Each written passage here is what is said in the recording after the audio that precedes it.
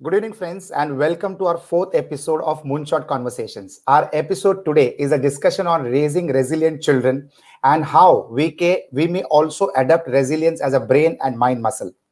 The common thread I'm beginning to pick up and stitch together through all our conversations is our thoughts, which can be our own thoughts or ones that we hear, create our internal language. Our internal language forms our beliefs, and these beliefs can be ones that can move us forward, or those beliefs can hold us back. The idea that holds the greatest excitement for me as I become more and more aware of what is happening around me is to get to choose our beliefs, and so we can change our mind. We can change our mind on the basis of the beliefs that we believe in. Friends, remember, we have three journals uploaded from our first three sessions, and now today after the show, you'll get the fourth journal, which is on resilience. Do go to moonshotconversations.com and download those journals. Lina, tell us more about the topic of today's conversation, resilience. Why is it important as a brain muscle? Why do we need to develop this to live our best possible life? Okay, so hello everyone. Let me start by explaining what resilience is. It's a neurocognitive characteristic that gives Yes, us the ability to bounce back from stress. This includes day-to-day stress as well as in periods of intense stress, adversity, failure, challenges, and even in some cases trauma. It is something we need to, when we are falling emotionally, financially, physically, and when we actually fall from these things, we have to have the ability to get up, dust ourselves off, and get back in the saddle again. So it's not just only that. Developing resilience is also very, very important, just not just to bounce back from failure, but it's also important to develop to lead a successful life. Resilient children and adults are more likely to take healthy risks. They are more likely to be brave, to be curious, and to be trusting of their instincts. This is why we're more likely to find successful entrepreneurs who have a resilient mindset, or people in positions requiring an entrepreneurial mindset. And Agnello, Rajesh, you run businesses, and let's face it, today we all yes, know that even if your child doesn't become an independent entrepreneur, what you are looking for, and what anybody in places of leading companies, what they're looking for is an entrepreneurial mindset. So the fu- absolutely. so the future belongs to the entrepreneur, and even if your child does not become an independent entrepreneur, you want to develop an entrepreneurial mindset. And don't forget, all the forward-looking companies are already looking Looking.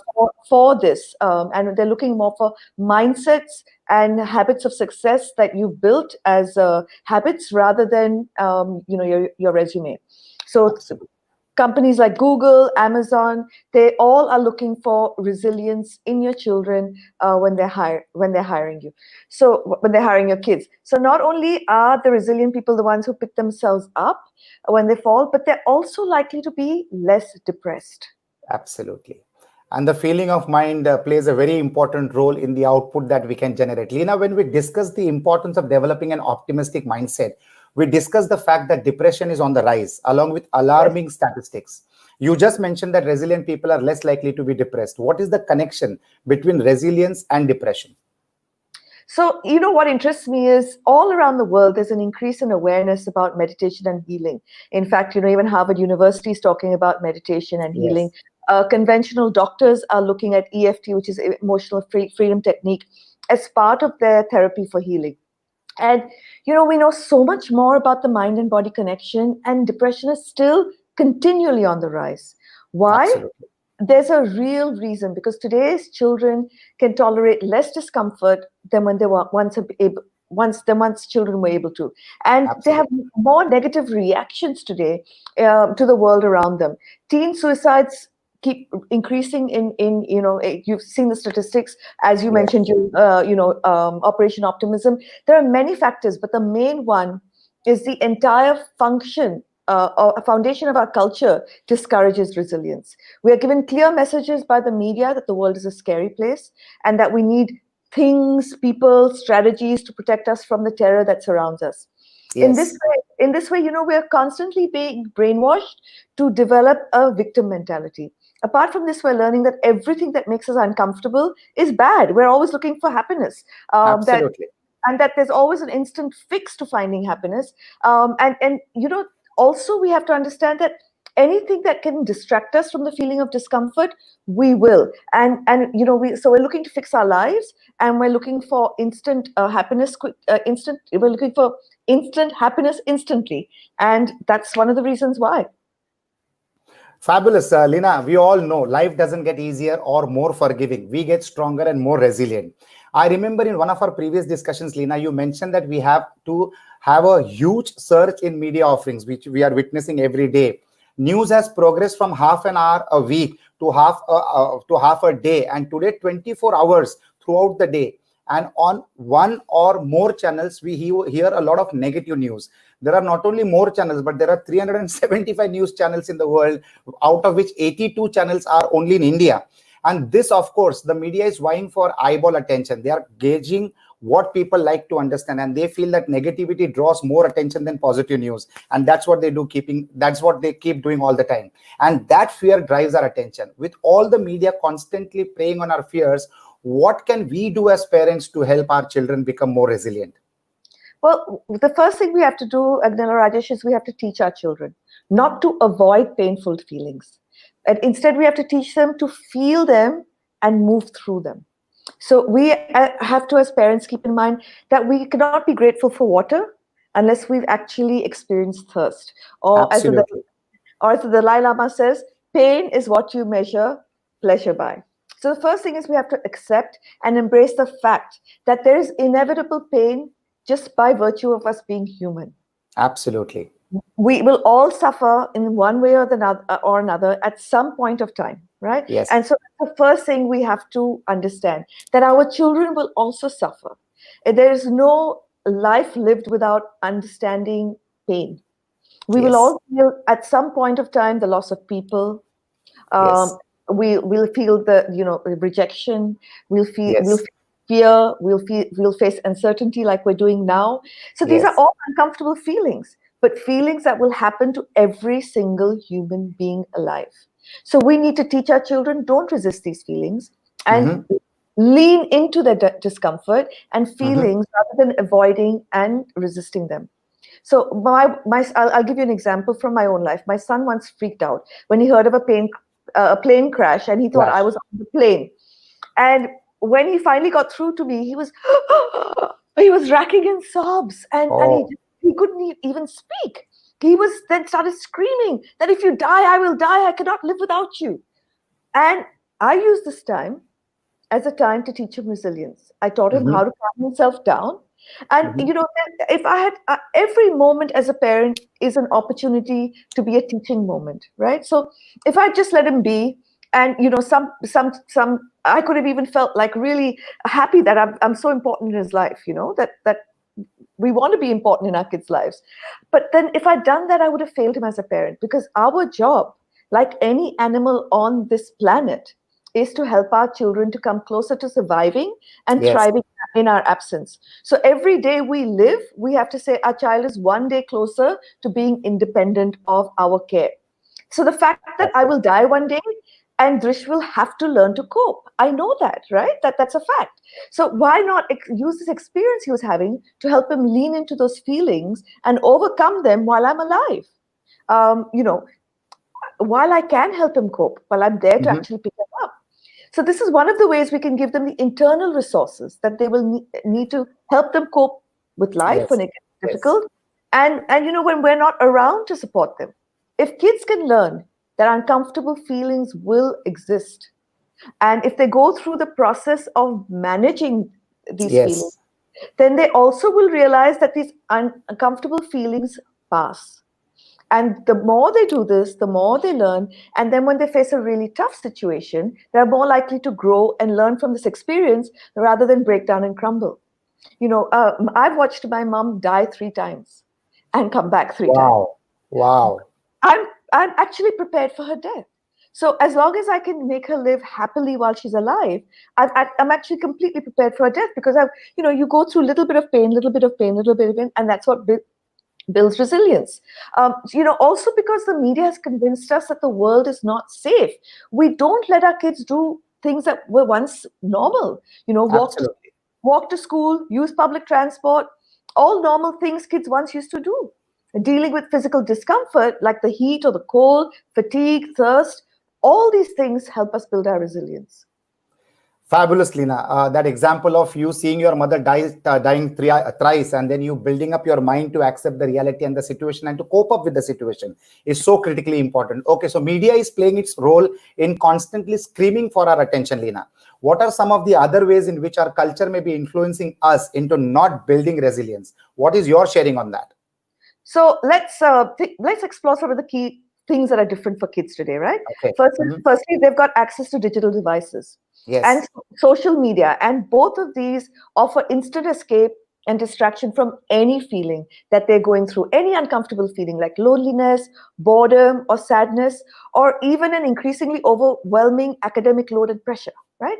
So the minute I'm feeling overwhelmed, I can go play a game, go to social media, and I can distract myself. So this replaces us having to actually confront those uncomfortable feelings that we just bound to have. Mhm. Parents who watch the news have become more scared than any previous generation. Don't talk to strangers. I'm monitoring where you are all the time. These messages are additionally influencing our children that the world is not a safe place. When in fact, Agnello Rajesh, you and I know the world has never been as safe as it is today. Yes, Right? absolutely, I agree to that. Yeah. But think about it. A child gets murdered in a bathroom at a school in Noida, and every news channel is covering it. And once Mm. upon a time, we would never have heard of it on the news in a half-hour slot where there's only so much that you could cover. But now it's just news, news, news. I must have received at least 30 messages about Amitabh Bachchan contracting coronavirus today. I mean, Yes. and every time we hear that, you know the, every time we hear something that's uncomfortable, it keeps telling our brain that the world is unsafe. Protect your Yes. children, and then we protect our children extra, and in this process our kids are actually losing out on building the real things they need to cope in the world. Fabulous, Lina. The Amitabh Bachchan news is really actually scaring the whole country, but I'm sure it is also helping us to take precautions in this current scenario of the pandemic.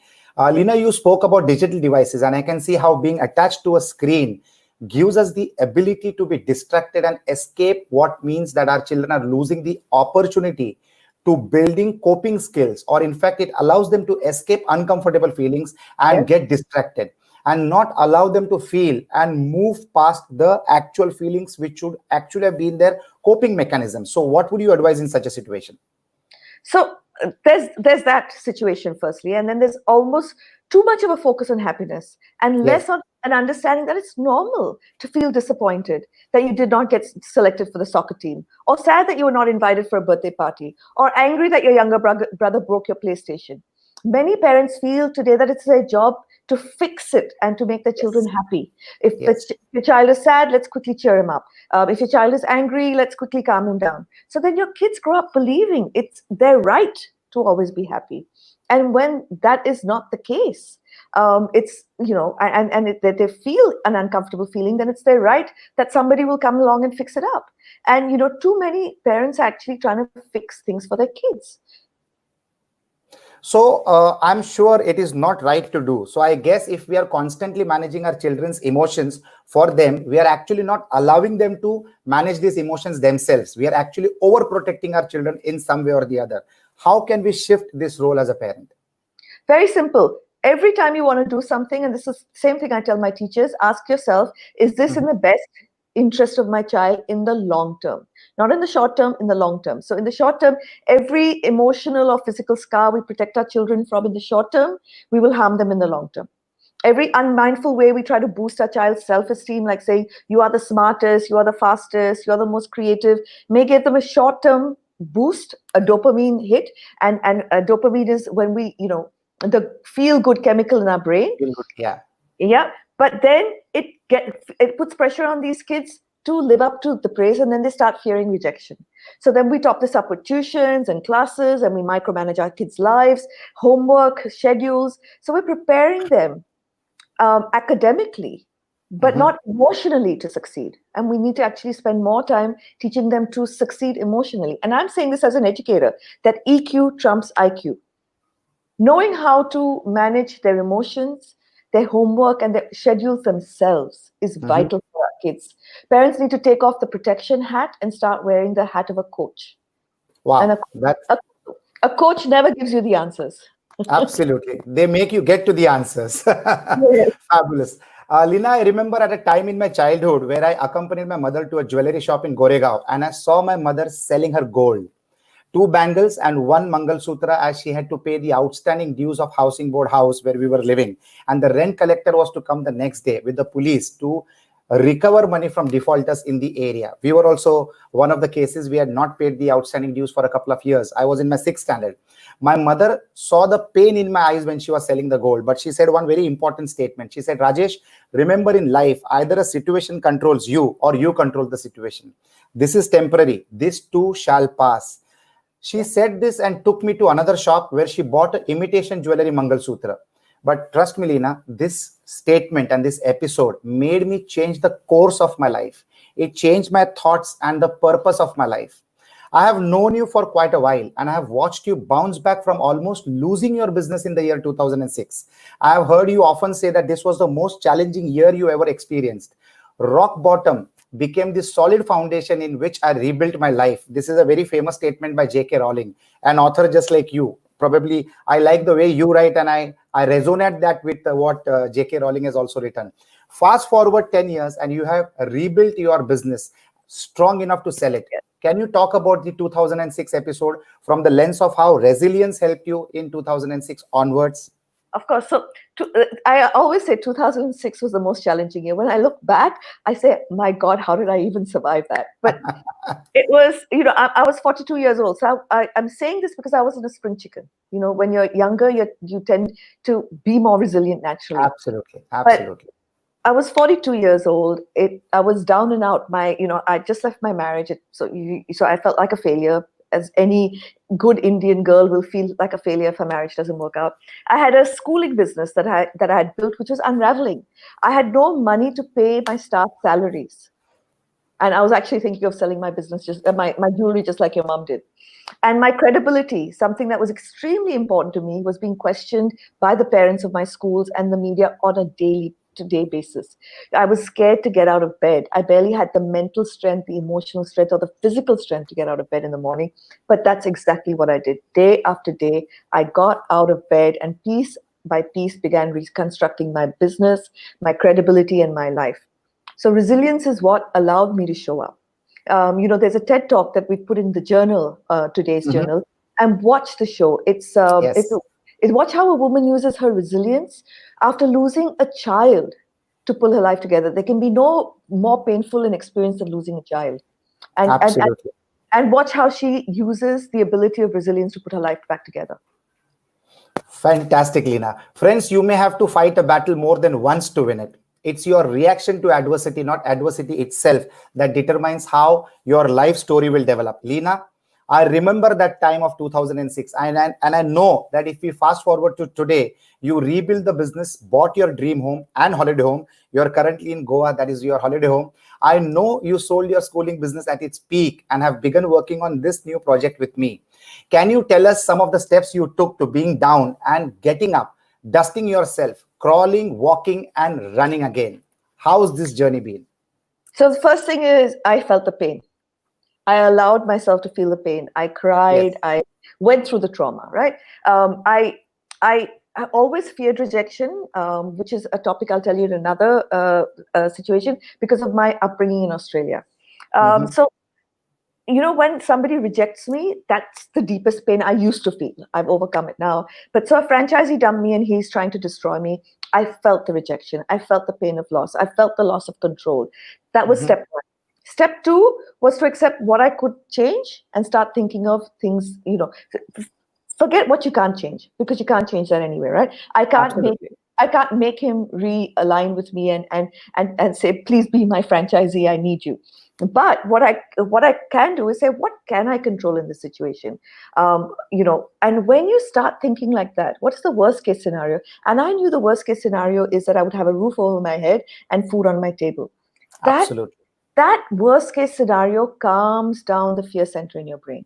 Yeah, and I'll explain that process in one of our moonshots. But when you begin to accept that, in the worst case, you can lose your credibility, your business, your money, but you still have what is needed to, feed yourself, to survive. Furious. Yes. And you've calmed down the fear center, then, only then, can the CEO, the logic center of your brain start working. Fear comes down, logic comes up. If fear is up, logic is down. Simple as that from a brain science point of view. So the other part of my brain then started taking over, and Mm-hmm. then I started also looking at the people I could rely on. Relationships is a big part of being resilient. I mean, Absolutely. you were my friend at that time.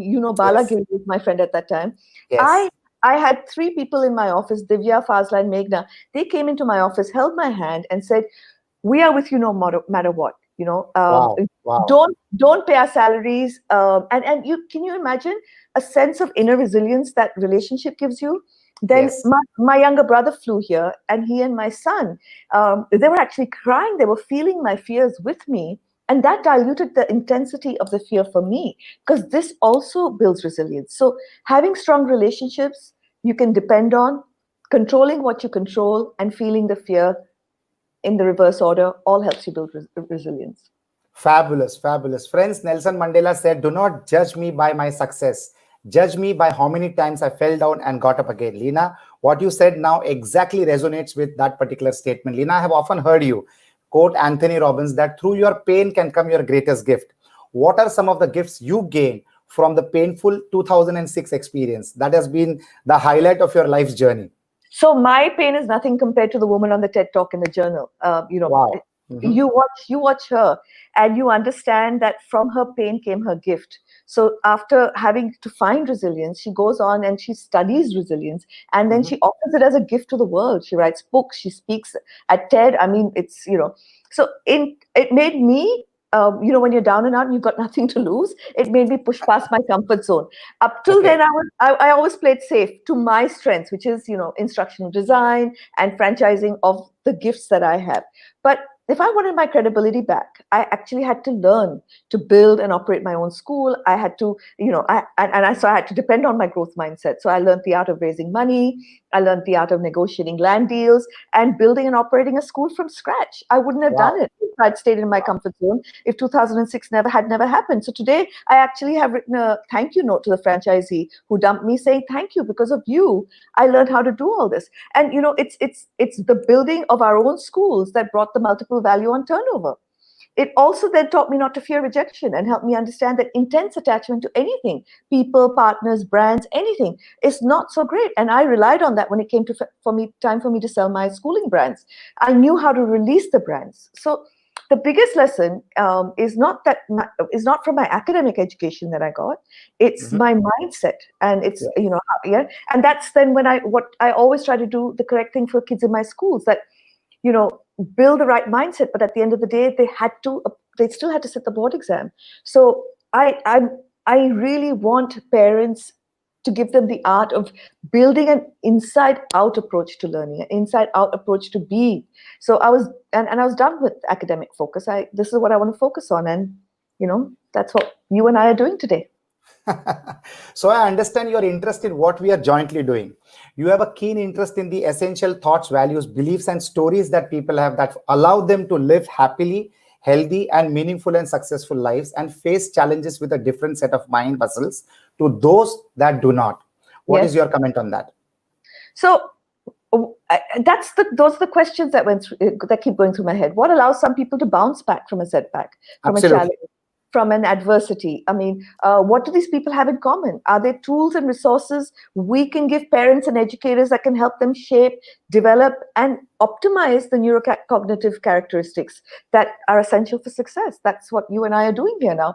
I mean, are there specific things that we can do as parents to help bring up our children to have these strong characteristics? Fantastic. So we have covered that each one of us has a personal choice to make in the light of our experiences. I can Yep. see that you could have chosen to be a victim, but instead you use the experiences as a driver for growth. How can our environment encourage resilience? So, some of the things are that if I go back to my childhood, because that's how I started thinking about resilience, I had lots of leg surgeries, etc., and I had a lot of pain, a lot of physical discomfort. And I believe that also physical pain can help you build emotional resilience. Absolutely. Right? Yes. So separation from my parents when I was a child because I was in frog plaster, that helped me build resilience. Separation from my father, who I'm very, very attached to, when he had to go to Australia to help send money for us to go there. Mhm. And I had to separate from him for 6 months. That helped me build resilience. Moving from country to country, different languages, cultures, adopting helps build resilience. When we were in Australia, my younger brother, who was only 6 years old at the time, and he's very resilient, and I was only 9 at the time, we would walk to school. That it was an hour to school, a walk and an hour back. And when we were in school, we were different, right? We were the Indian kids. There weren't so many Indian kids in Australia at that time, and we were economically backward, so we didn't have the trendy shoes and lunchbox, a pencil case that allowed us to fit in. So dealing with all that normal bullying and all of that, builds resilience. Watching my mom and dad go to work, early in the morning and come back late in the evening, and they had, one is to watch them and how resilient they were, and the second is they didn't have time to help us deal with our uncomfortable feelings. We learned to deal with our uncomfortable feelings ourselves. So, Fantastic. and one of the things I tell parents, make your kids do chores, make them contribute to the house. It Yes. all builds resilience. So, I had part-time jobs. My in the house, I had jobs, my brothers had jobs, but even outside, all my father would say is, I'm here to pay for your food and your college fees and whatever. For everything else, I've done jobs. I've been a flower girl, I've been a waitress, I've been an attendant in old people's home and in child care centers. All of these experiences helped me overcome 2006. Wow. So some amount of struggle could actually be helpful. Tell us about some of your childhood experiences, Lina, that may have helped you to develop a resilient mindset. So, I've just expressed what helped me build a resilient mindset. But what I want every parent to understand, that there's a lot of research in this area, that any early childhood challenging experience, and that's just not in people, it's in plants, it's in animals. Sometimes this acts as an advantage, and it's like, we're all looking for antibodies for the coronavirus or for any disease.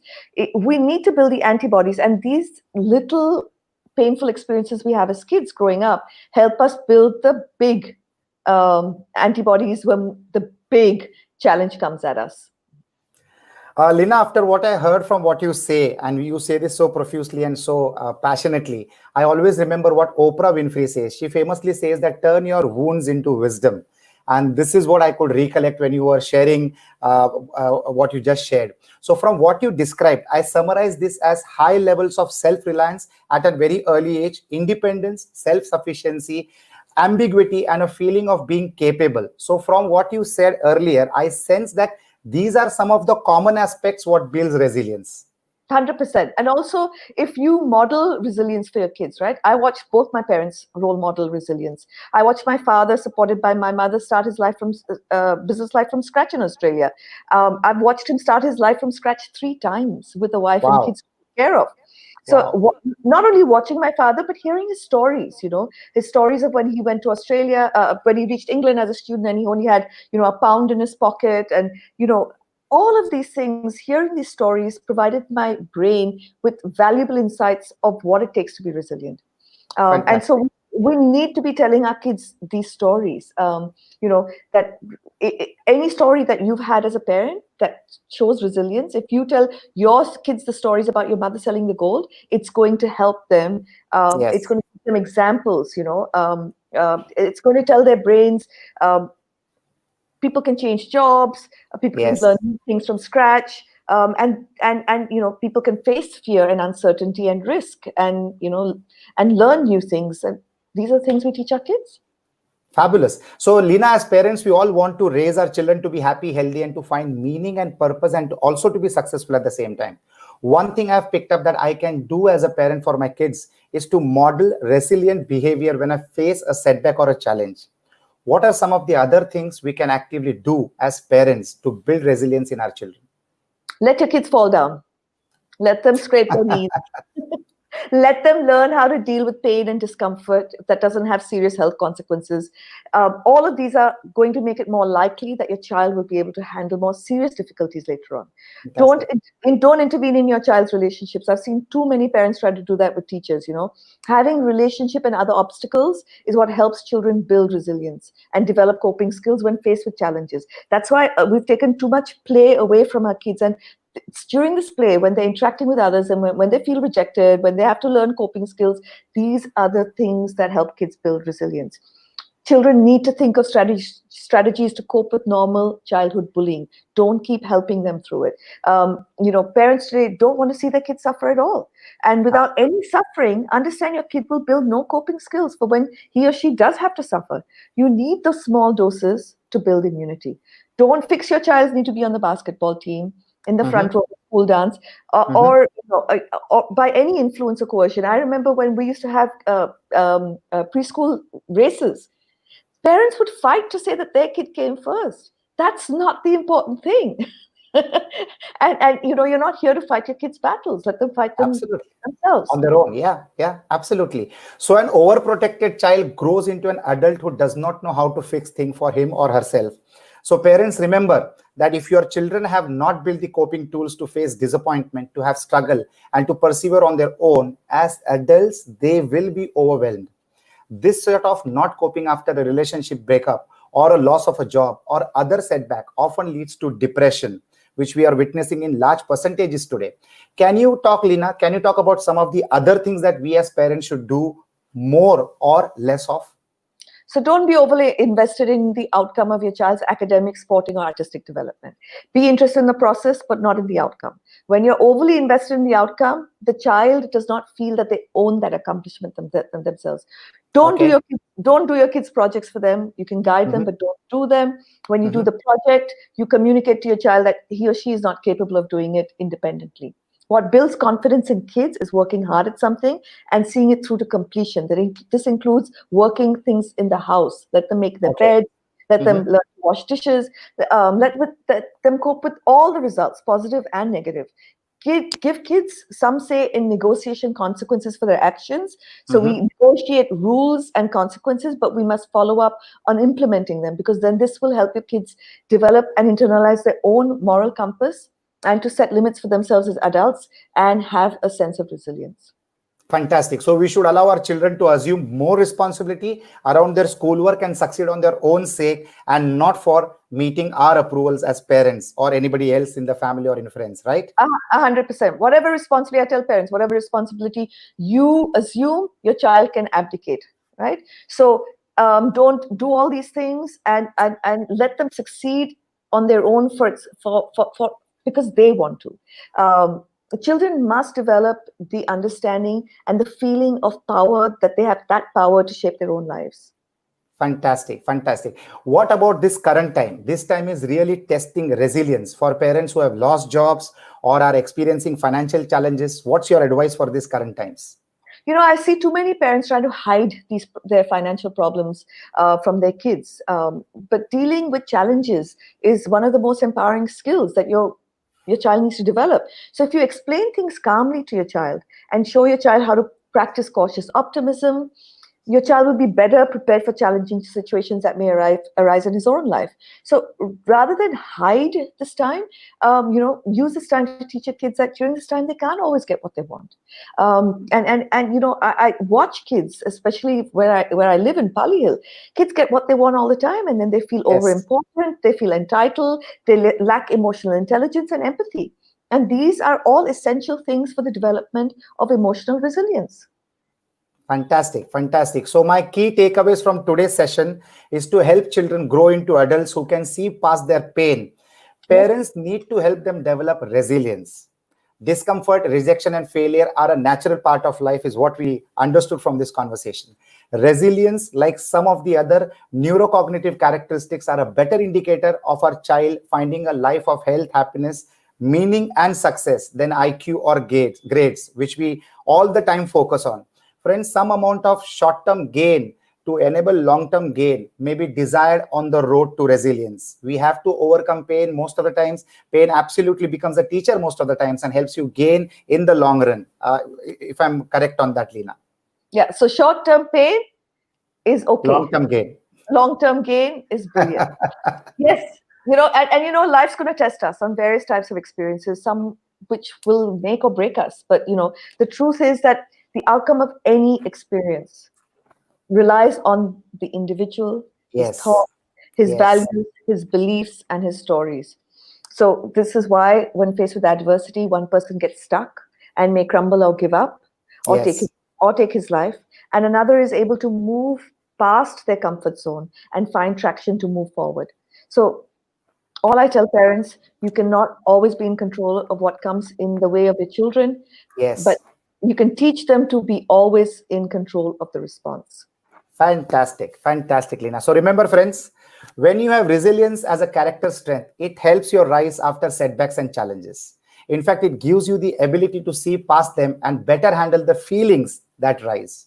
Those who lack resilience dwell on problems, feel victimized, and look for distractions. And those who are resilient look to solutions and can take back their power from whatever person, experience, or event that pulls them down. Friends, 100%. let's absolutely, Lina, and let's face the fact that everyone in life will at some point or the other face one or multiple challenges in their journey to happiness, success, and finding purpose. Becoming resilient will not only help your children to go through difficult situations, but will empower them to improve their life. We have the power of parenting for greatness if we want. And what means is very important is how you can practice resilience, how you can be perfecting resilience. We can help you do that if you can download the journals that we have uploaded on moonshotconversations.com. We have uploaded 3 journals. We are uploading the 4th one today.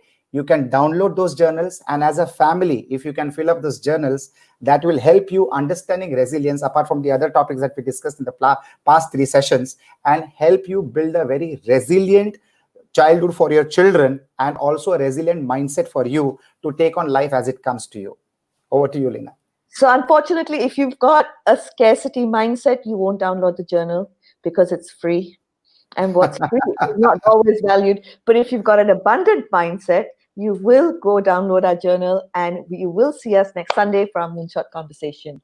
The episode next Sunday explores self-awareness and how to live your life deliberately, on purpose rather than on autopilot. So if you've ever thought about your values, your personality, your needs, your habits, your strengths, and your weaknesses, or even more so, if you've not given it much thought, then the next episode is for you. So look forward to seeing you next Sunday for our next Moonshot Conversation on self-awareness.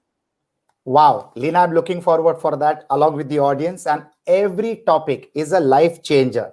Self-awareness is definitely something that all of us are always looking forward to. After a resilient mindset, let's move towards self-awareness. And I look forward to seeing each one of you on the coming Sunday at 5 p.m. sharp on Facebook Live.